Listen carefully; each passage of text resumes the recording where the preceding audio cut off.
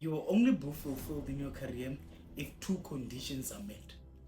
If your career sustains you, and if your career fills you. Yes, it is true. We all need a career that will feed us and that will help us feed our families. But you also need a career that will feed your soul.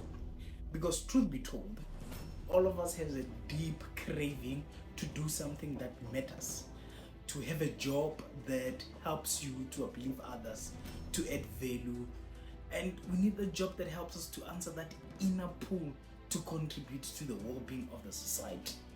Now, it is true, you can distract yourself with money, you can distract yourself with stress, you can distract yourself with ambition or a whole lot of other things. But there will always be that a deep desire in you to do something that is greater than yourself, to do something that is selfless, that helps the next person. And now, this one deserves real thinking. Choosing a career isn't just about paychecks. If you're already on a path that feels empty, don't write yourself off as lazy or just going through a phase. Because that ache is a purpose signal. It's a deep edge to do something meaningful for others. So sit down and take stock and ask, does this work let me contribute? If the answer is no, that's not failure. It's actually a compass. You should follow it.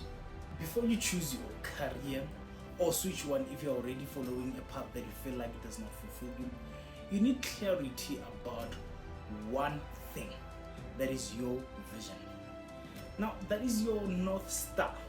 That is the reason you exist. That is the heartbeat behind your life. Maybe your vision is something bold like transform healthcare in my home country. Once that vision is clear, define your mission. The steps that will make it real, that is your mission. Maybe that means becoming a doctor, building low-cost clinics, or forming a coalition that pushes government to reform the system. Only then do you answer the golden question: which career will let me fulfill this? That's how you decide whether you want to become a policymaker, a lawyer in the healthcare space, or even a community organizer, or if you want to go straight into medicine. Your path becomes a bit clearer. So you first write down your vision, your mission, and then you can choose your career. Understand what needs to be in place for a career to be fulfilling to you. You also understand what it means to draw up and clearly articulate what your vision is in life, what your mission is, and how you choose your career based on that. But now the big question comes, and this is the question: how do you know what your vision is? Look, let's not get confused about it. You don't create your own vision.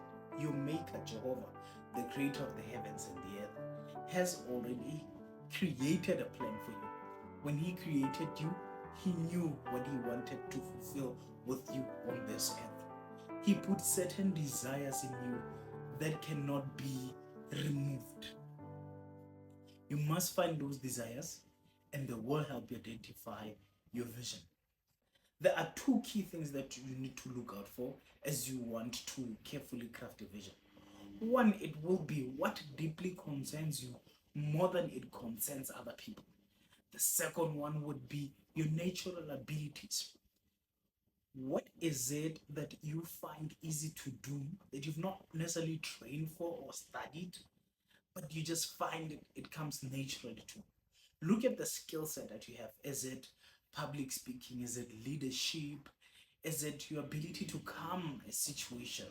What is it that you find much easier, not more natural to do, that a lot of other people will struggle? That is one, your natural abilities. But the other one that we spoke about was your deep concerns. What is it that bothers you about the society around you? What is it that when you hear about, your heart just drops and you want to solve it?